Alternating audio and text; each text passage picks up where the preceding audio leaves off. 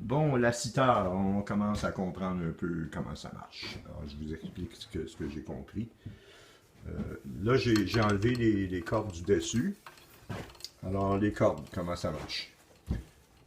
Il y a, il y a au total 18 cordes sur celle-ci. Il peut en avoir 21, mais celle-ci en a 18. Il y en a seulement 7 qui passent par-dessus les frettes, puis qu'on peut jouer normalement avec notre main droite.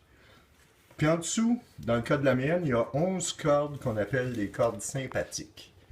Qu'est-ce que c'est les cordes sympathiques? C'est que faut que ça soit accordé dans une certaine gamme. Je reviendrai plus tard parce qu'il y a plusieurs gammes possibles.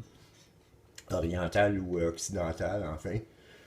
Et puis, ces cordes vont vibrer par elles-mêmes en fonction des notes qu'on joue au-dessus. C'est formidable. Ici, les pompes, ça s'appelle les jawari.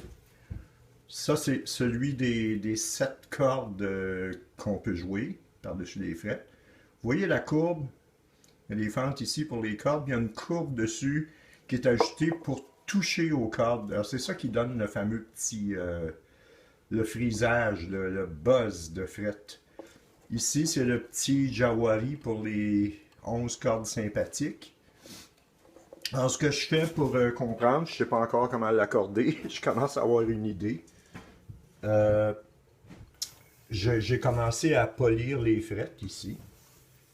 Je suis rendu là. Alors, je me sers de tout. Laine d'acier, papier sablé 2000, micro-mèche 4000, le fameux petit chiffon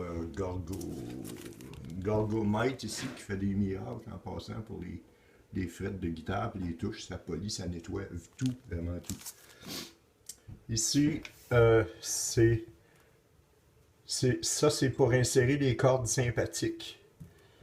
Alors, je ne sais pas encore comment on fait. Apparemment, qu'il faut se faire une petite broche, insérer la corde dans le trou. Regardez les clés. C'est pas des clés, c'est pas des mécaniques. C'est un bout de bois, c'est un goujon. Alors, il s'agit de passer